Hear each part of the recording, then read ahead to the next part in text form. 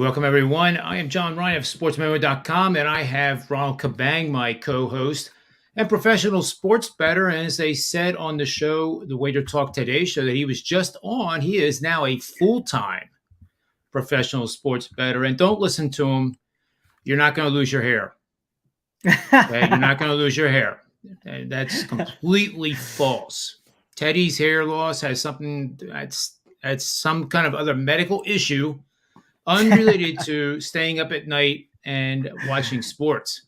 Yeah. Anyway, those guys are great, and you're doing like show after show after show today, and that's kind of what we do every day here at SportsMemo TV as well. But good to have you on board.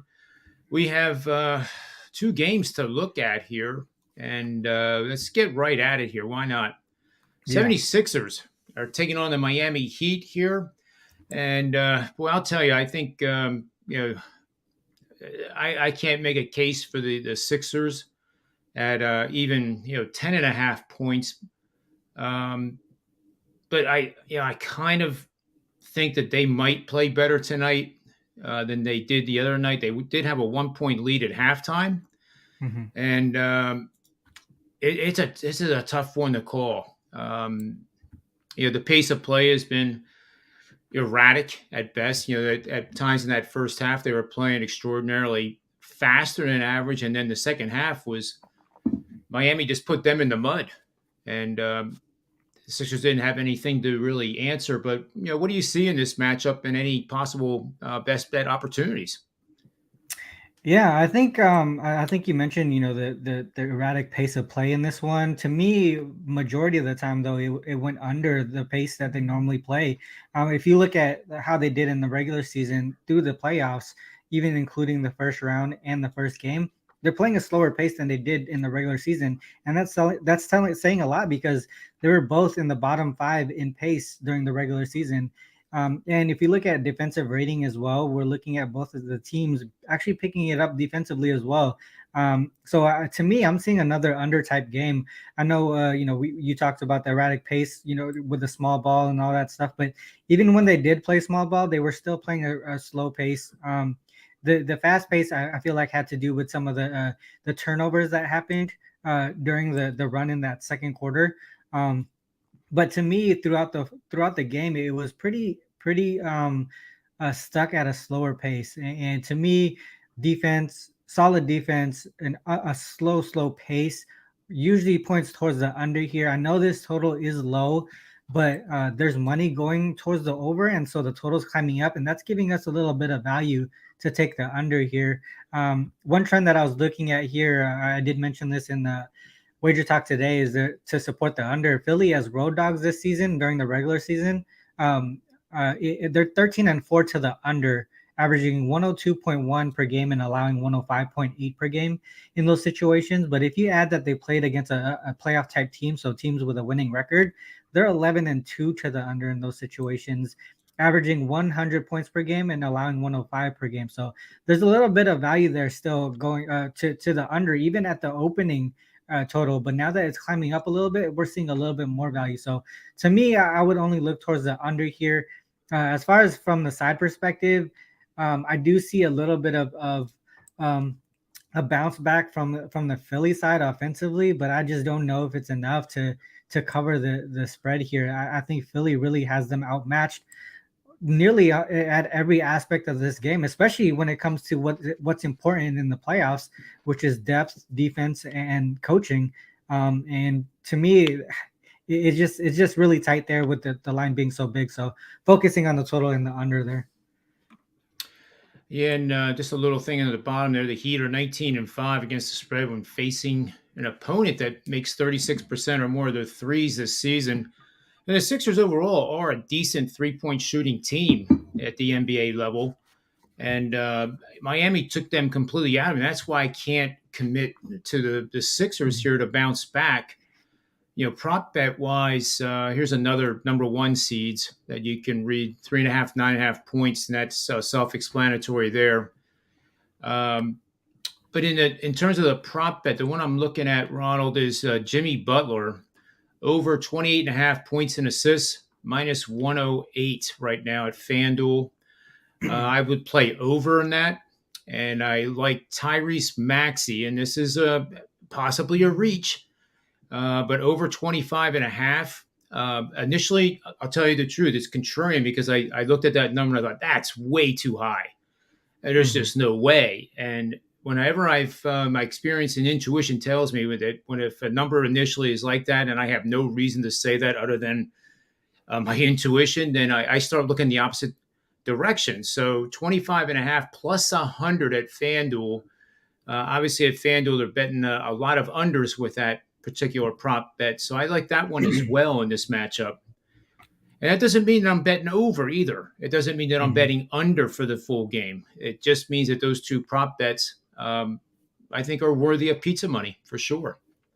Yeah, So, just to add to that, because you were mentioning, the struggles that Philly has from the 3 point line. I think it has to do with not having Embiid because there's no one in the post that the Miami Heat have to double. No outside shooter is gonna have the space that they would typically have. You have DeAndre Jordan down there or something like that.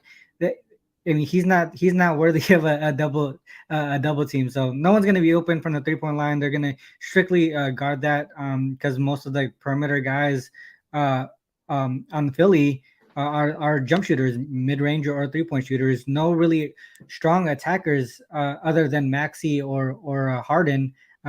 So I mean, there's really not much to guard there. And if you have Bam Adebayo down in the post defensively too, they're able to yeah. help. That he can help defend the attackers.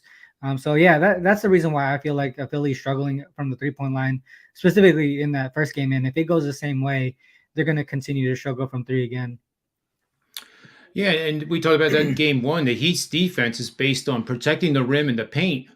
And as that game one wore on into the second half, those Miami defenders were outside of the paint. And basically, for the whole second half, none of them had even a foot in the paint. And Mhm. they obviously not respecting any paint presence at all with the 76ers offense. But I have a question for you here. It seemed like in the first half, the Sixers got out to that 1 point halftime lead because they played zone. And that zone Mhm. seemed to be a little disruptive to the Heat. So if you're the Heat skipper here, so to speak, what adjustments would you make to counteract the fact Mhm. that the Sixers are probably going to come out of the gate in game two tonight playing zone defense because that's really their only choice. They got torched in man Yeah. situations. But how would Miami adjust to that, in your opinion?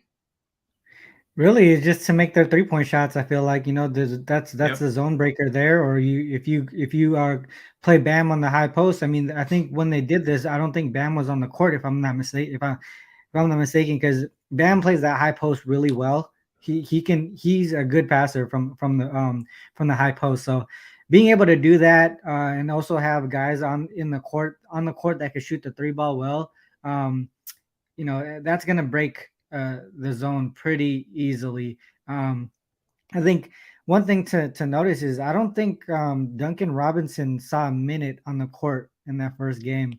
I'm not sure what's going on there. He got paid a lot of money to do his job, and his job is to hit the three ball. It's going to be interesting to see if he shows up in this game today. So because That's a if he great can get point. in there, if he gets in there, him and Harrell come off the bench there to get the three ball going. The Philly's not going to have the same successful second quarter they did in the first game. Great point. Great point, Ronald.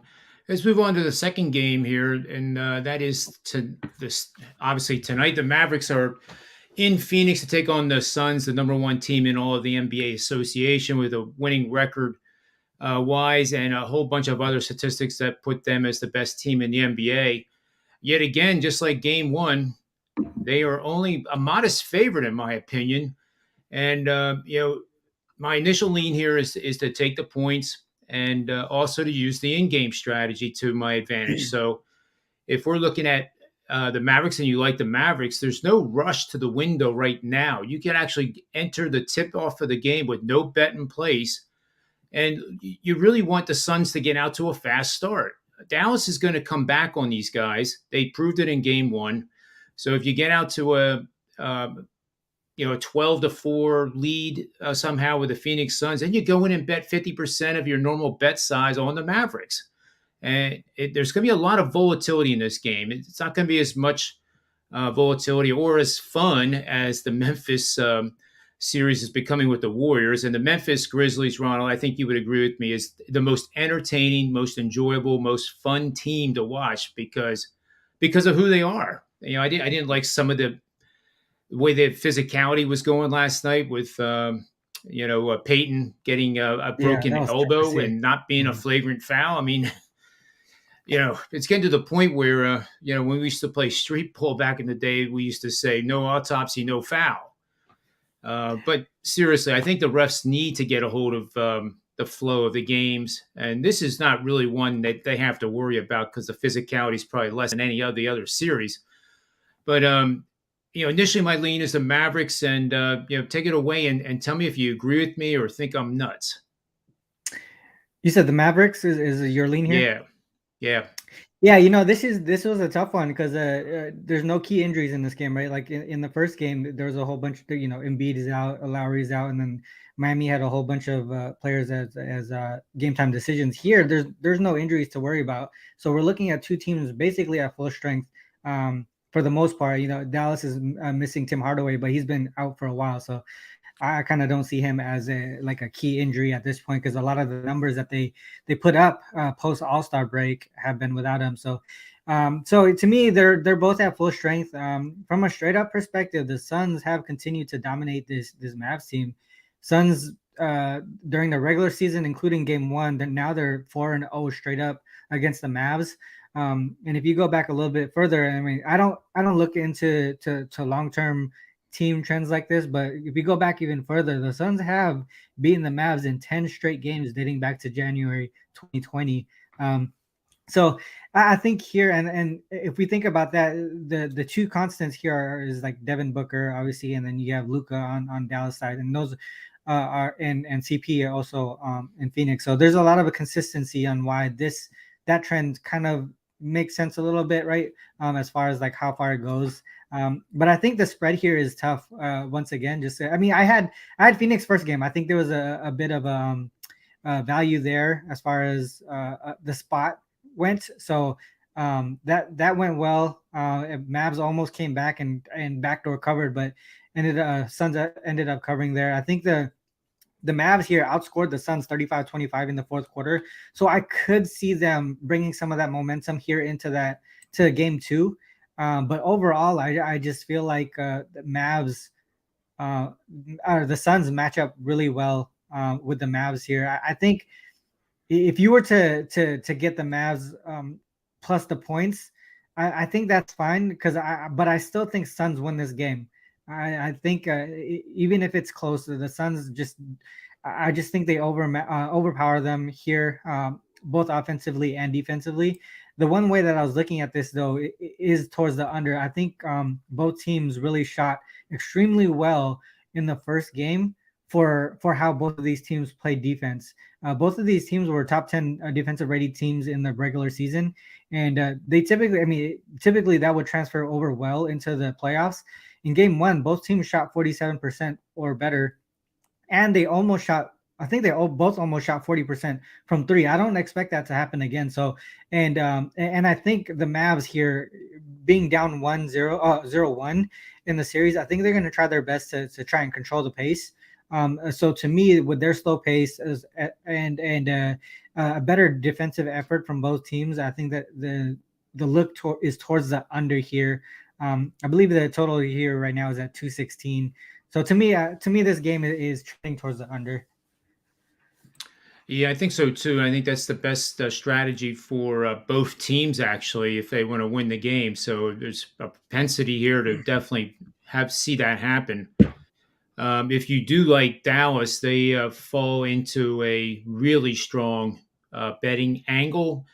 80% winners the last 5 seasons on a 32-7-1 record.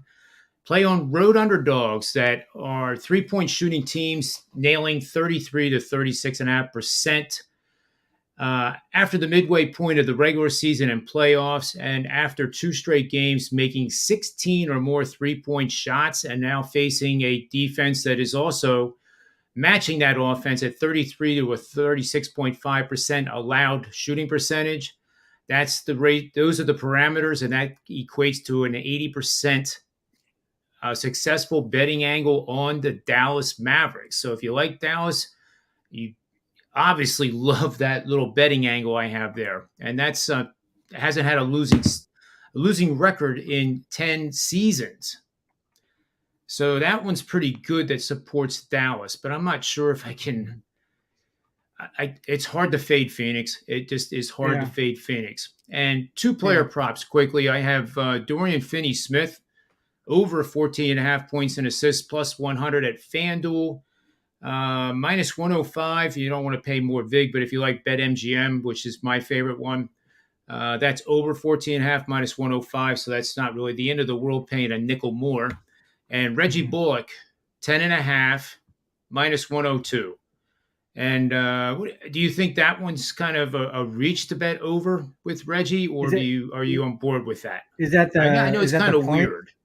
Is that the points or the points and Points and assists or assists. points and assists? Yeah, I Yeah. mean, obviously, Luka's not gonna. It's gonna be tough because you can't have Luka do it all again, 2 straight games. That's why I'm doing Um, that. It's exactly right. yeah, someone is gonna have to do it. And to me, I took Brunson under points in the first game just because of how he matches how the Suns match up with him. I think CP is just such a great defender, and he's gonna limit him because the way that Brunson plays. He like overpowers other point guards because he's a little thicker build, right? When he played against Conley, he was able to post up. I mean, if you look at like Drew Holiday as well, he was able to post up against guys like Horford yesterday. So a lot of these point guards who are thicker build, they play that type of game where they could take advantage of the skinnier point guards, right, in the league. Yeah. Here, he doesn't have the opportunity to do that against CP. And also Phoenix is just a strong team defense, regardless. So even if he did get past like campaign or someone like that, what if he has to do that, then Phoenix can defend him there. So I feel like Brunson is going to continue to struggle offensively. So Finney Smith and guys like Reggie Bullock, they're going to have to step it up, and Kleber as well. So I mean, I could see them maybe scoring more points. I don't know how much they're going to do assist wise, just because most of the time Luka and Brunson are the ball dominant players for this team. So assist wise, I don't know how much it affects it, but points wise, if you look at their points props, that could definitely be a lick there. Yeah, I love it. I love it. So let's move on to our final segment of the show and do our best bets. We've been scrolling our records down below there, but we're both doing quite well in the NBA. I won last night with a total, so I'm 12-2 in totals and 20 wins, 6 losses for 77%. That one's pretty good too. And guys and gals, I'll say it right now. Go over to sportsmemo.com. You can get $100 off a 30-day all-access package, but that's only the start of the savings because you get the next 10 days free.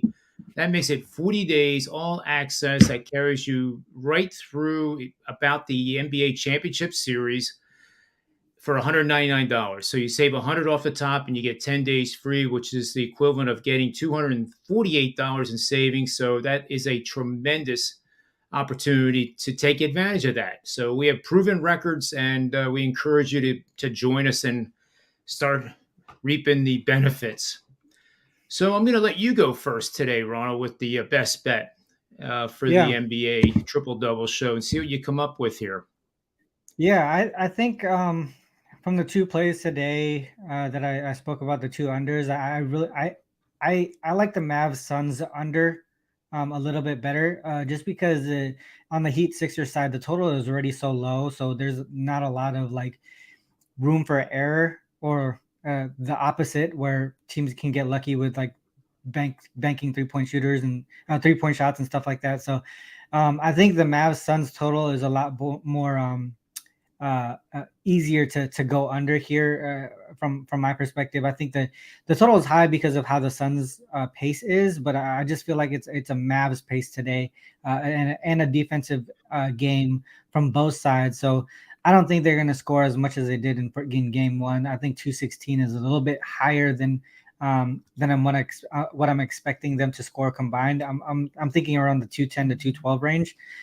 So you still have a little bit of value there. So I think my best play for today between these two games is the Mavs Suns under. Yeah, I like it.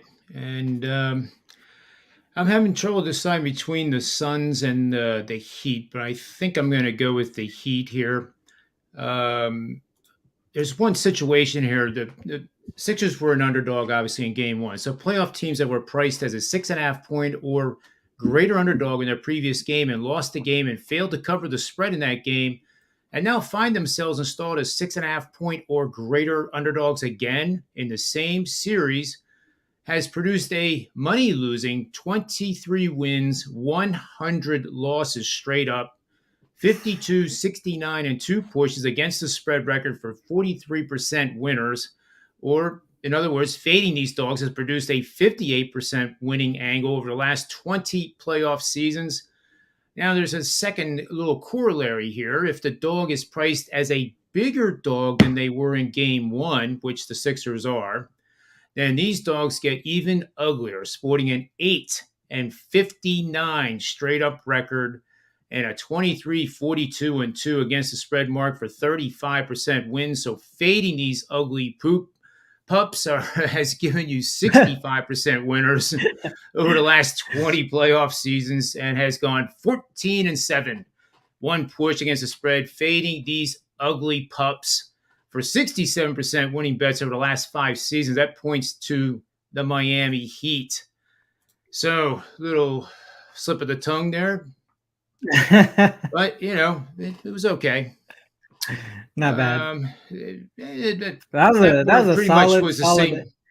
That was a solid angle that you just brought up there, and I know it hurts because betting against Philly. Yeah, not as much as it hurts Dr. Chuck, but I kind of started adopting that 76ers team. I like cheering for and pulling for underdogs, but when you start adding emotion to professional sports handicapping, that's a recipe for a disaster. It's like following something you're trying to make for dinner, and all of a sudden you say, I'm just going to add a little bit of this and a little bit of that, even though the recipe says not to. You end up with a meal that tastes, not so good. Yeah. So, as much as I don't think the Sixers have a chance tonight, they do have a puncher's chance. And I will, hedge what I just said about the Heat. But if there was ever a game where the Heat would roll to like a 20-point win, it might be tonight because, Tobias Harris in that game, we all know what he did. Is he going to do that again tonight? I don't think so. I mean, he's a great guy. He's a great person, a great ambassador of the sport, and a gentleman. But that was one of his best efforts. And that's where I think Miami makes the adjustments and takes him, not out of the game, but minimizes his contributions in the paint. And then if they do that, then what are the Sixers left with? 3-point shots the whole game. I mean, that's not gonna work. Yeah. So we're probably gonna see a lot more Niang today too. I know DeAndre is gonna be starting, but if that doesn't go well in the first quarter, there's no way they're gonna go back to DeAndre the rest of the game. So it'll probably be something. You know what? I just learned a couple of things yesterday. I don't know if we have time. We have a couple minutes, right? Sure. I learned about live betting on player props. Someone that I'm in a thread with Ski Profit and a couple other folks, and one guy posted a ticket where I think Giannis scored like 3 points in the first quarter, right? And his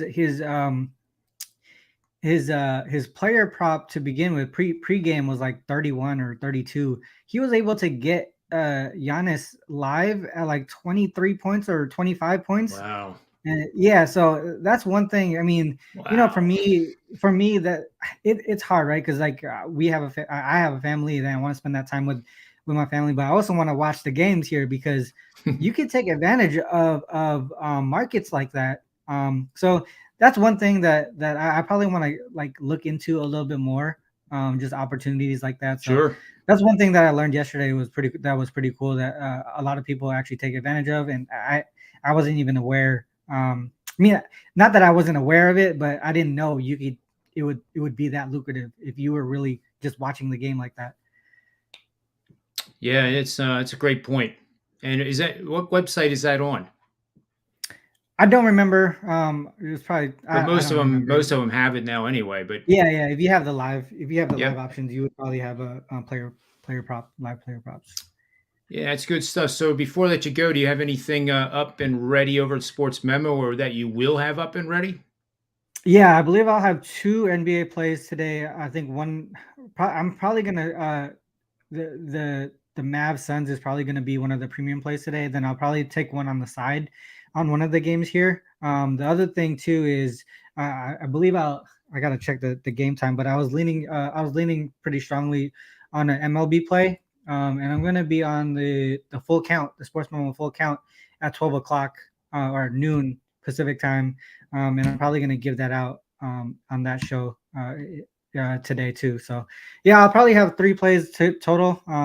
We'll see how it goes. Hopefully, I'm on a little run here in the NBA playoffs and trying to get back into the MLB. It took a couple of days off to try and figure out why I'm starting off starting off pretty slow in the MLB, but we'll get it turned around in the MLB and finish strong here in the NBA. So yeah, that's what I got going on at Sportsman right now. That's cool. My first play of the day actually went. It's the Atlanta Braves with Ian Anderson on the hill. Fourth game of that four-game series against those New York Mets. The Braves win, and they go 2-2 in that series. And then I have another 4 percenter in the NBA up now. And I will have a three-pack of Major League Baseball being loaded up. I'm 3-0 in NHL, Ronald, so far. I had the Washington Capitals last night, plus 210, just destroying those Florida Panthers 4-2. I didn't see the game. I was Yeah. reading the back of my eyelids, but when I woke up this morning, I was like, oh my goodness gracious, look at that. But every once in a while, that's the beauty of playing dogs in baseball and the money line sports of the NHL. There's no other way to go about it, and that's about all I have to say. So, Ronald, thank you for your time, and guys and gals, we're going to be back tomorrow at the regular time. Actually, we're not going to be back tomorrow because there is no NBA. We may be talking about something, but we have to get that cleared with our producer. So until tomorrow at 12:30, and definitely Friday at 12:30 Eastern Standard Time for the next triple double. Remember two simple things. You always bet with your head because you're smart, and you never bet over it because you're not that tall. And may all the wins be yours.